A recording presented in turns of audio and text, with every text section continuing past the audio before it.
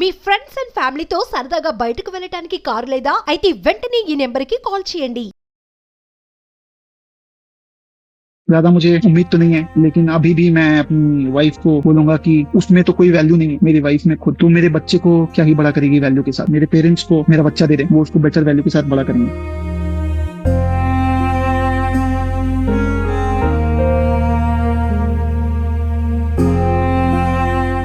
నమస్తే, welcome to Suman TV.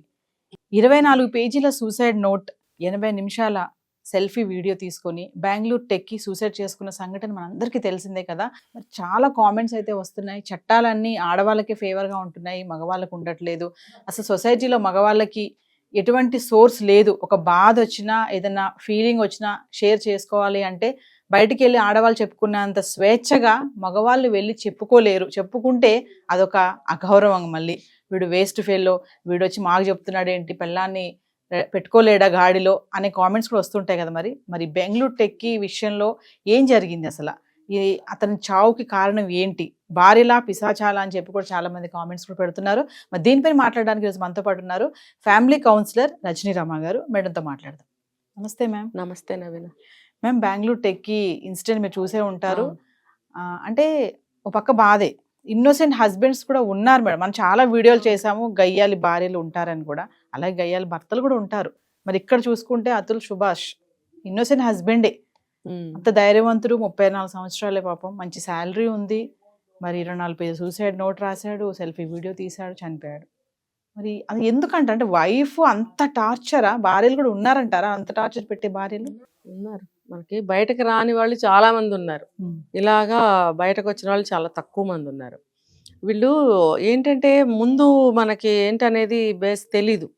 అసలు ఆ అమ్మాయి మనస్తత్వం ఏంటి, పెళ్ళైన దగ్గర నుంచి అసలు ఎట్లా ఉంది, వీళ్ళ పెళ్ళి ఎలా జరిగింది, ఇవన్నీ మనకి తెలీదు. కానీ కొంతమందికి డబ్బు దాహం ఉంటుంది. ఇంకొకటి ఏంటంటే అక్రమ సంబంధాలు ఉన్నప్పుడు కూడా ఈ వీళ్ళని ఎలాగ తప్పించుకుని తిరగాలి అని అంటే ఇలాంటి అభాండాలు, నిందలు వేసి, ఇలాంటి కారణాలు చూపించి డబ్బు గుంజుతూ ఉంటారు. ఇప్పుడు ఇలాంటి కేసులు మనం గతంలో కూడా చాలా వినున్నాం కదా. అవన్నీ ఇంత హైలైట్ అవ్వలేదు. వాళ్ళు ఏంటంటే కోర్టు ద్వారా విడిపోవడమో ఏదో సెటిల్మెంట్ చేసుకోవడం లాంటివి మనం పెద్ద వాళ్ళ విషయంలో కూడా విన్నాం, చూసాం. ఇప్పుడు ఇది చూస్తే ఈ అమ్మాయి ఏంటంటే, ఈ అమ్మాయి అసలు ఏంటి క్యారెక్టర్ ఏంటి, ఆ అమ్మాయి లైఫ్ ఏంటి, పెళ్ళయి 2-3 సంవత్సరాలే అంటున్నారు. ఇంతలోనే ఇంత దారుణం జరిగేంత విషయాలు ఎలా జరిగిపోయాయి ఇంత తక్కువ పీరియడ్లో? డైవర్స్ కూడా అయిపోయింది. మెయింటెనెన్స్ కూడా ఆల్రెడీ ఇస్తున్నాడు. తను కూడా జాబ్ చేస్తున్నాడు, మంచి శాలరీ ఉంది, 40,000 మెయింటెనెన్స్ ఇస్తున్నాడు. అది సరిపోక 2 లక్షలు కావాలి మెయింటెనెన్స్ అని చెప్పేసి వీళ్ళు డిమాండ్ చేయడము. మరి నేను నా పేరెంట్స్ కూడా నేను చూసుకోవాలి కదా, అంతా ఎక్కడ ఇస్తానని తను అంటున్నాడు. అంటే డైవర్స్ అయిపోయాక మేడం ఇప్పుడు వైఫ్ కూడా అంటే వాడు చచ్చిపోయినా పర్వాలేదు, నాకు డైవర్స్ అయిపోయింది కదా, వాడు ఎటుపోతే నాకేంటి, నాది నాకు కావాలి అన్నట్టే ఉంటారా? అంటే బంధం తెగిపోయింది కాబట్టి ఇంకా అసలు స్పందించరు. చాలా 100% స్వార్థంగానే ఉంటారు. ఇతనైనా సరే సుభాష్ అనే అతను ఇలా చేయకుండా అతను వేరే విధంగా అప్రోచ్ అయితే బాగుండేది. డివోర్స్ అయిపోయింది కాబట్టి తను అంత బాధపడవలసిన అవసరం ఏముంది, బంధం తెగిపోయింది. ఇప్పుడు కోర్టు ద్వారా తను సరి చేసుకుంటే బాగుండేది ఈ విషయాలు. అలా కాకుండా ఇంత మనసుకు ఎందుకు తీసుకోవాల్సి వచ్చింది? బంధం ఎటు తెగిపోయింది. ఇప్పుడు అంత ఇదిగా తీసుకోవాల్సిన అవసరం లేదు అతనికి. ఇప్పుడు ఇంకా కలిసే ఉంది అంటే డివోర్స్ అవ్వలేదు, కానీ ఆ అమ్మాయి వాళ్ళ పేరెంట్స్ దగ్గర ఉందో ఎక్కడ ఉందో అన్నప్పుడు ఇతను బాగా బాధపడితే ఒక అర్థం ఉండేది. కోర్టు ద్వారా లీగల్గా వీళ్ళు విడిపోయినప్పుడు, డివోర్స్ అయిపోయినప్పుడు ఇతను అంత బాధపడాల్సిన అవసరం లేదు. ఇప్పుడు చిన్న బాబు కాబట్టి మదర్ దగ్గర ఉండమనే కోర్టు ఆర్డర్స్ ఇస్తుంది, అది అందరికీ తెలిసిన విషయమే. మరి ఇది కొంతకాలం ఇవ్వవలసింది అతను. ఇటువంటి సమస్యలు ఉన్నప్పుడు, డిమాండ్స్ అవి అమ్మాయి చేస్తున్నప్పుడు కోర్టుకి తను అర్జీ పెట్టుకోవాల్సింది. నా పరిస్థితి ఇది, ఇటువంటి డిమాండ్లు చేస్తుంది, నేను ఏం చేయాలి అని చెప్పి. లాయర్లు ఉంటారు కదా, వీళ్ళకి ఎన్నో పెట్టుకున్నాడు మేడం. ఎన్నో పెట్టుకున్నప్పటికీ వాళ్ళు వాయిదా వేయడము, ఈ అమ్మాయికి ఫేవర్ గా వాళ్ళు వాదించడము. ఎందుకంటే మామూలుగా మనం చూసుకుంటే ఒక ఆడపిల్ల వెళ్ళి కంప్లైంట్ చేసిందంటే అక్కడ డెసిషన్ ఫైనల్ అయిపోతుంది. వాడు నిజంగా చేసినా చేయకపోయినా ఓకే, వాడు కొట్టాడని చెప్పగా కొట్టాడా వెంటనే చుట్టుపక్కల వాళ్ళు వచ్చేస్తారు. పోలీసులు కూడా అమ్మాయి పట్లే ఉంటారు కదా మేడం. సో అవన్నీ కూడా అతనికి ఏమనిపించింది అంటే ఫేవర్, అన్ని ఆడపిల్లలకి ఫేవర్ గా ఉన్నాయి, మగవాళ్ళకి ఏమీ లేవు, మాకు జస్టిస్ లేదు అని బాగా హట్ అయిపోయాడు. జస్టిస్ డ్యూ అని పెట్టి అది కూడా పేపర్ మీద కూడా ఉంది. మరి దీన్ని ఎలా చూడొచ్చు? అంటే అన్నిటికంటే పెద్ద కారణం నాకు ఇక్కడ ఒక సపోర్టివ్ కారణం ఒకటి కనిపిస్తుంది. ఏంటంటే డివోర్స్ అయిపోయింది. నువ్వు ఏ విధంగా బాధ ఎందుకు పడుతున్నావు అనేది నా క్వశ్చన్, నా డౌట్. ఇప్పుడు డివోర్స్ అయిపోయిన తర్వాత నీ దారి నీది, నా దారి నాది. ఇప్పుడు ఇలాగే డిమాండ్స్ పెడుతుంది, లేకపోతే మెయింటెనెన్స్లు కోరుతుంది అని అన్నప్పుడు ఇతను ఆ ప్లేస్ నుంచి వేరే దగ్గరికి ట్రాన్స్ఫర్ చేసేసుకుని దగ్గరగా ఉండకుండా అది కోర్టు ద్వారానే అతను చేసుకోవాలి. కోర్టు వింటుంది, ఇలాంటివి ఎందుకు వినదండి? తను ఆ విధంగా అప్లికేషన్ పెట్టుకుని లాయర్ ద్వారా అప్రోచ్ అయ్యి కోర్టు ద్వారా తన న్యాయం పొందే అవకాశాలు చాలా ఉన్నాయి. అవి ఎన్ని అనుకుంటే నీకెందుకు? నీ ఇంట్లో లేదు, నీతో బంధంలో లేదు. ఇప్పుడు ఆవిడ నీ భార్య కాదు, ఎవరో వేరే వ్యక్తి. ఒకటే ఏంటంటే మీ బావ అక్కడ ఉన్నాడు, అది మరి చట్టపరంగా తల్లి దగ్గరే ఉండాలని చెప్తారు కదా. 7 సంవత్సరాలు వచ్చే వరకు, ఇంకా కొంచెం పెద్ద అయ్యే వరకు వాళ్ళకు లిమిట్ అనేది ఒకటి ఉంటుంది కాబట్టి అంతవరకు తల్లి దగ్గరే ఉండాలి అని అంటారు. అన్నప్పుడు నువ్వు అవన్నీ మనసుకి ఇంకా తీసుకోకూడదు. ఇతను కొంచెం బాగా సెన్సిటివ్ మనిషిలాగా ఉన్నాడు. సరే ఓకే, విక్టిమే, ఇతను చాలా రకాలుగా బాధపడ్డాడు, పడుతున్నాడు. కానీ నీకు బంధంలో లేని మనిషి గురించి నువ్వు అంత బాధపడాల్సిన అవసరం ఏంటి? ఇదే ఇతను చేసిన పెద్ద పొరపాటు. ఆ బాధ అతను పడకూడదు. బాధ ఉంటుంది, పడకూడదని మనం తేలిగ్గా చెప్తాం. కానీ అందులో నుంచి బయటకు రావాలంటే అతను కొంచెం కౌన్సిలింగ్ తీసుకుని ఉండాల్సింది. ఒక లాయర్ని గట్టిగా పెట్టుకుని అతని ద్వారానే అతను అప్రోచ్ అయ్యి ఈ విషయాలన్నీ సాల్వ్ చేసుకోవాల్సి ఉంటుంది. ఆఫ్టర్ డివోర్సు ఎన్నాళ్ళు పడితే నీకేంటి? తీర్పు వచ్చినప్పుడు కదా నువ్వు వాళ్ళకి ఇవ్వాలి. మధ్యలో ఊరికే వచ్చి ఫోన్ చేసిన 2 లక్షలు ఇవ్వటానికి అధికారం లేదు. ఇది ఎవరికైనా తెలిసిన విషయమే. డివోర్స్ అయిపోయిన ఒక మనిషి వచ్చి నాకు ఇప్పుడు 2 లక్షలు ఇవ్వు అంటే ఇచ్చేస్తారా? ఆవిడెవరని అడుగుతుంది? ఏ ఛానల్ ద్వారా అడుగుతుంది? నువ్వు కోర్టు ద్వారా అడగాలి. నువ్వు అలా అడగట్లేదు కదా, నువ్వు డైరెక్ట్గా అడుగుతున్నావా? అడుగుతుంటే చెల్లదు కదా. చెల్లనప్పుడు ఈ అతుల్ సుభాష్ అనే అతను ఎందుకు బాధపడవలసి వచ్చింది? ఇది ఫ్యామిలీ పరంగా నేను మాట్లాడుతున్నాను. అతను అవసరం లేదు. అతనికి తల్లిదండ్రులు కూడా ఉన్నారు, పెద్దవాళ్ళు. వాళ్ళన్నా సలహా చెప్తారుగా. చెప్తే వినని స్థితికి వచ్చేసాడా అంటే మానసికంగా కృంగిపోయాడు కాబట్టి ఇలాగ చిన్నదాన్ని పెద్దగా చూసుకుని బాధపడి భయపడి ఇలా చేశాడు. ఇంకొకటి ఏంటంటే ఆడవాళ్ళకి ఏ చట్టాలు వర్తించవా, మగవాళ్ళకి ఏమి వర్తించవా అని అతను ఆ ఫ్రస్ట్రేషన్లో ఈ పని చేశాడు ఆయన. ఎందుకంటే ఈ డివోర్స్ అయిపోయినా కూడా బిఫోర్ కానీ ఆఫ్టర్ కానీ నన్ను ఎంత వేధిస్తుంది, అన్ని సెక్షన్లు అన్ని చట్టాలు ఆవిడకేనా, ఆడవాళ్ళకైనా, మాకు లేవా అనే ఒక ఫ్రస్ట్రేషన్లో ఆయన ఈ పని చేసినట్టుగా నాకు అనిపిస్తుంది. అందుకనే అంత నోట్ రాశాడు, ఆ వీడియో తీశాడు. ఎంత సాక్ష్యం దొరకాలి అందరికీ, నేను ఏ విధంగా ఎందుకు బాధపడి ఎందుకు నేను సూసైడ్ చేసుకున్నాను అనే సాక్ష్యం అందరికీ తెలియాలని చెప్పి ఈ పని చేశాడు. కానీ తన జీవితం తను అంతం చేసుకున్నాడే, అది అతను చేసిన చాలా తెలివి తక్కువ పని. నువ్వు బాధపడుతున్నావు, మనుషులకు కాకపోతే వేరే మానులకు వస్తాయా ఆ కష్టాలు? రావు.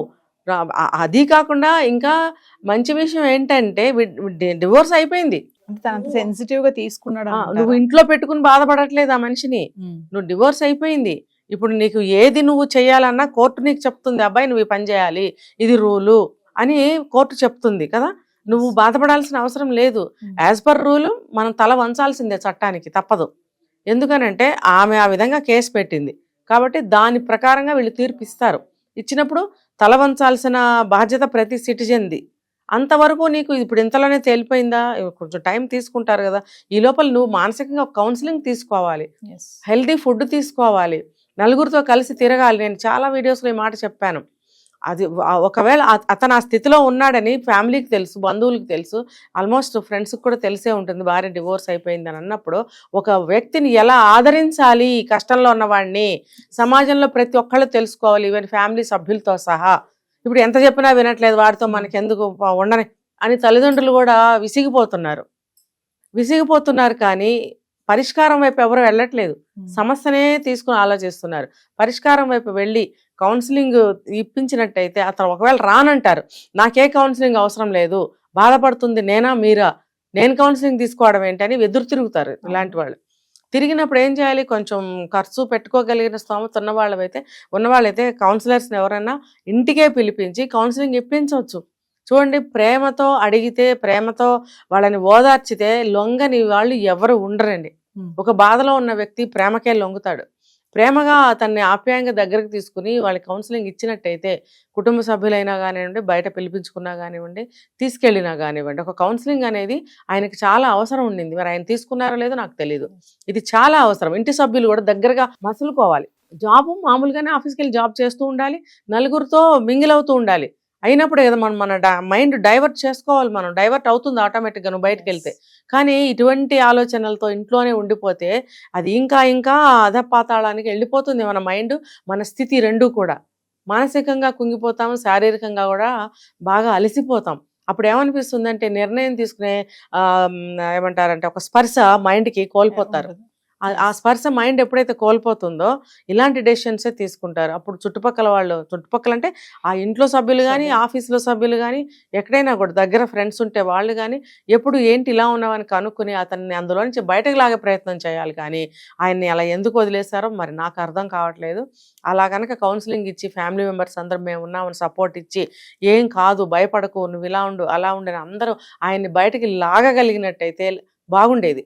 మరి ఆ పని చేయలేదు. చట్టం అనేది అందరికీ ఒకటే వర్తిస్తుంది. కాకపోతే ఏదో ఆ మధ్యకాలంలో సపరేట్ చేసినట్టున్నారు. ఇప్పుడు అందరికీ ఒకటే చట్టం వర్తిస్తుంది ఇప్పుడు. మరి అంటే మేడం ఇప్పుడు సొసైటీలో మార్పు ఏమైనా రావాలంటారా ఫైనల్గా? ఇప్పుడు మామూలుగా మహిళకి ఏదైనా సమస్య వచ్చింది అంటే హస్బెండ్ నుంచి కొట్టాడు తిట్టాడు అంటే ఇమీడియట్ బయటికి రావడం, పక్క వాళ్ళకి చెప్పడం చేస్తూ ఉంటారు. అదే మగవాడికి అదే కష్టం వస్తే గనక ఆ పరిస్థితి రాదు. ఒకళ్ళు చెప్పుకున్నా అది ఇంక తనని వేరేగా చూస్తారు. మరంటే సమాజంలో ఏమైనా మార్పు రావాలంటారా? సమాజంలో మార్పు రావాలి. ఏంటంటేనండి, ఇప్పుడు నిజాలు ఎవరు తెలుసుకోలేరు. మార్పు రావాలని ఊరికి చెప్పేస్తే కాదు. ఇప్పుడు ఉన్నారనుకోండి, పక్కింట్లో ఏం జరుగుతుందో తెలియని పరిస్థితి. అంటే కొంచెం లో క్లాస్ పీపుల్ అయితే అరుపులు అరుచుకోవడం, ఇంట్లోంచి బయటకు వచ్చేసి అంతా ఓపెన్ చేసుకోవడం అనేది జరుగుతుంది. వేరే వేరే ఫ్యామిలీస్లో అయితే ఇళ్లలోనే ఉంటున్నారు కదా, తలుపులు వేసేసుకుంటారు. గట్టిగా అరిస్తే పరువు పోతుంది, మెల్లగా మాట్లాడని ఒకరికొకరు చెప్పుకోవడం, మెల్లగా మాట్లాడుకోవడం, మరీ పీక్స్కి వెళ్ళిపోతే అరుచుకుంటున్నారు అనుకోండి, అది వేరే విషయం. అయితే ఇలాంటప్పుడు ఏంటంటే ఎవరు కూడా ఇంకొకరి విషయంలో వేలు పెట్టడానికి సాహసించటం లేదు. ఎందుకు అని అంటే ప్రతి ఇంట్లో సమస్యలు ఉంటున్నాయి, వాళ్ళ ఇంట్లోనే ఉన్నాయి, మా ఇంట్లో ఉన్నట్టే అనుకుని కామన్ గా తీసుకుంటున్నారు, ఈజీగా తీసుకుంటున్నారు. సరే మీరు అడిగినట్టు వీళ్ళు వెళ్ళి చెప్పారే అనుకోండి, ఏమంటున్నారు, ఏం చేస్తాం బ్రదర్, మన సర్దుకుపోవడమే అని చెప్తున్నారు. ఎందుకంటే ఇప్పుడు అడ్జస్ట్మెంట్తోనే లైఫ్ ఉందని చెప్పి అనుకుంటున్నాం కాబట్టి అందరము చాలామంది ఇది కూడా పాటించడానికి ప్రయత్నిస్తున్నారు.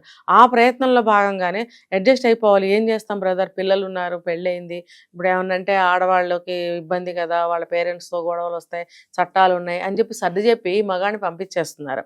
ఇంకోటి, నిజంగా బాధపడే ఒక మగవాడిని చాలామంది అర్థం చేసుకోకపోవటానికి కారణం ఏంటంటే మన సమాజం, మన వ్యవస్థ ఎలా ఉందంటే మగాడు మగాడు మగాడు మగాడు అని మగాడిని ఒక స్పెషల్ ప్లేస్లో పెట్టి చూపించటం వల్ల ఇది ఇప్పుడు నాన్నాపులి సంగతి అయిపోయింది.